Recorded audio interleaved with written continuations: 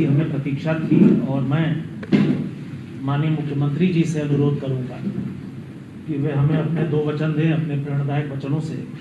आगे किस दिशा में जाना है उसकी ओर हमारा मार्ग प्रशस्त करें। माननीय मुख्यमंत्री जी। स्वरूप रानी नेहरू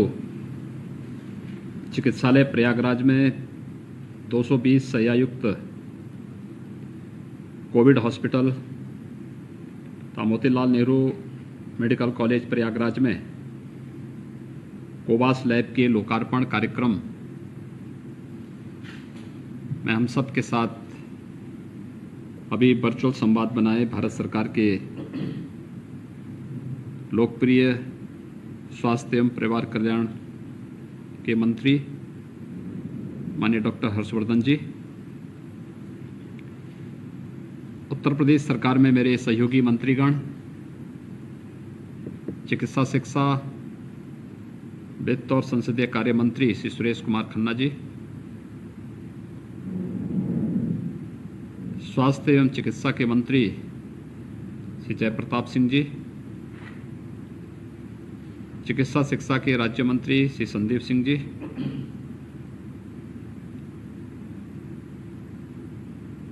प्रयागराज के इस उद्घाटन कार्यक्रम में हमारे साथ जुड़े प्रदेश सरकार के मंत्रीगण श्री सिद्धार्थनाथ सिंह जी, श्री नंदगोपाल नंदी जी, माननीय सांसद प्रोफेसर रीता बहुगुणा जोशी जी, श्रीमती केसरी देवी जी, डीजी ICMR प्रदेश के मुख्य सचिव श्री तिवारी जी, अपर मुख्य सचिव चिकित्सा शिक्षा श्री रजनीश दुबे जी, अपर मुख्य सचिव स्वास्थ्य श्री अमित मोहन प्रसाद जी, कुलपति KGMU जनरल विपिन पुरी जी, आज के इस कार्यक्रम में उपस्थित प्रधानाचार्य मोतीलाल नेहरू मेडिकल कॉलेज प्रयागराज और सभी मेडिकल कॉलेजेस के प्रधानाचार्यगण, अन्य फैकल्टी मेंबर्स,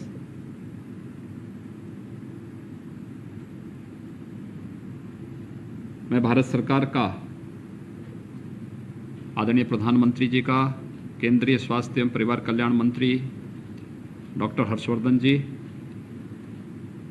ICMR का विशेष रूप से आभारी हूं, जिन्होंने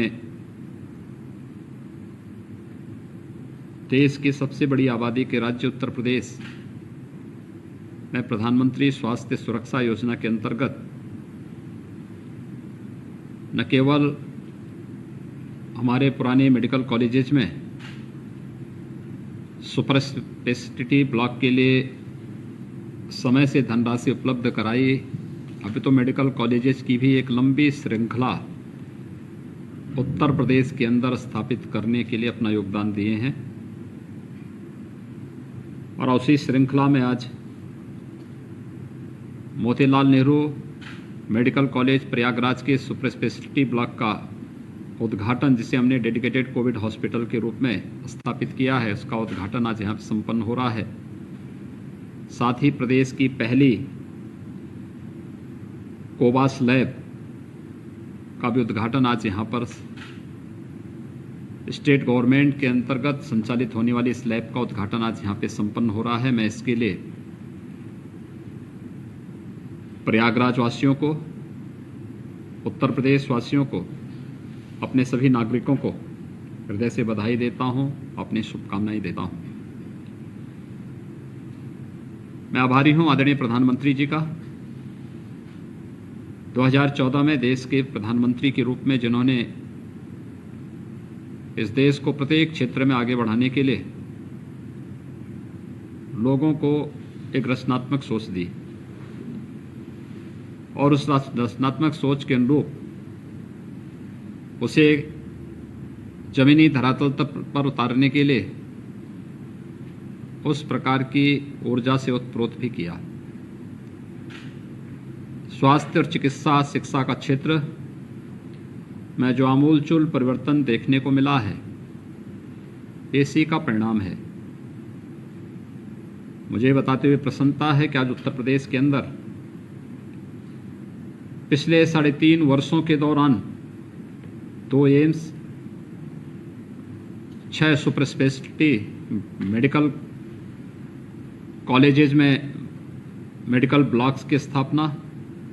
और 29 नए मेडिकल कॉलेजेस की स्थापना, एक लंबी श्रृंखला खड़ी हुई है। यानी 6 वर्ष में भारत सरकार के सहयोग से उत्तर प्रदेश ने ये पाया है। 1947 से लेकर के 2016-17 तक उत्तर प्रदेश में केवल 12 गवर्नमेंट मेडिकल कॉलेजेस बने थे, लेकिन आज हमने इसको काफ़ी तेजी के साथ आगे बढ़ाया है और वैश्विक महामारी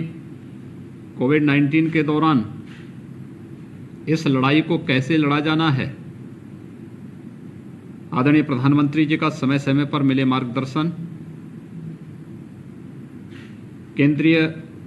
स्वास्थ्य एवं परिवार कल्याण मंत्री डॉक्टर हर्षवर्धन जी के द्वारा समय समय पर दिए गए सुझाव और उनके सहयोग से आज उत्तर प्रदेश अपने आप को एक सुरक्षित स्थिति में महसूस करता है।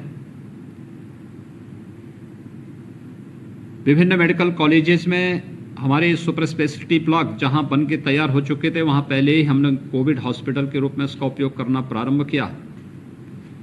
और आज प्रयागराज के स्वरूप रानी नेहरू हॉस्पिटल में इस ब्लॉक के उद्घाटन के साथ ही इसको डेडिकेटेड कोविड हॉस्पिटल के रूप में बदलने की कार्रवाई को पूरा करते हुए आज में से लोकार्पित करते हुए हमें बहुत प्रसन्नता की अनुभूति हो रही है। वास्तव में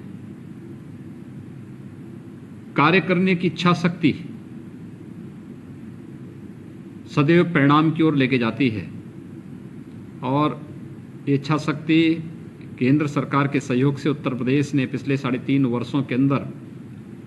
प्रदेश में करके दिखाया है। मुझे बताते हुए प्रसन्नता है कि जैसे कि हमारे चिकित्सा शिक्षा के मंत्री श्री सुरेश कुमार खन्ना जी ने बताया कि हमारे पास एक्टिव केस आज के दिन पर उत्तर प्रदेश में पिछले 17 दिन में 22,000 से कम हुए हैं, से अधिक कम हुए हैं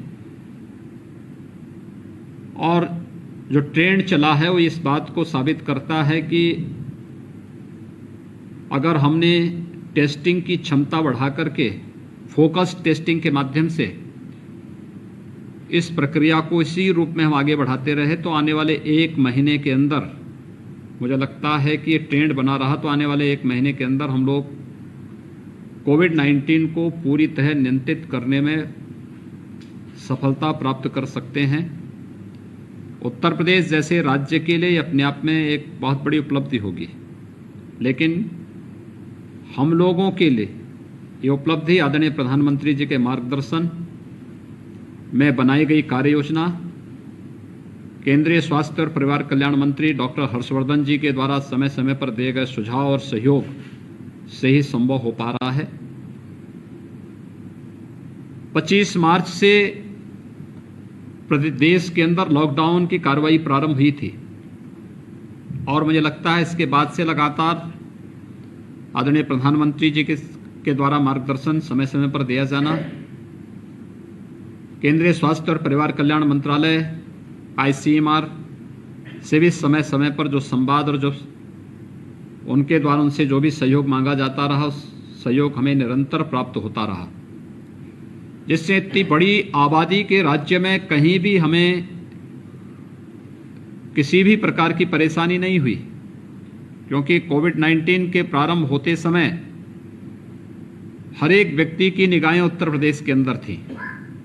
कि 24 करोड़ की आबादी का उत्तर प्रदेश कैसे नियंत्रित होगा, कैसे उत्तर प्रदेश के अंदर हम लोग इस बीमारी, इस महामारी को रोकने में सफलता हमें प्राप्त होगी। सबकी ढेर सारी आशंकाएं थी। हमारे पास प्रारंभ में टेस्ट की क्षमता नहीं थी, हमारे पास बेड्स मौजूद नहीं थे, 36 जनपद ऐसे थे जहां पे हमारे पास एक भी वेंटिलेटर नहीं मौजूद था। और आज मुझे बताते हुए प्रसन्नता है कि हमारे पास प्रदेश के अंदर लगभग 1.25 लाख कोविड बेड्स मौजूद हैं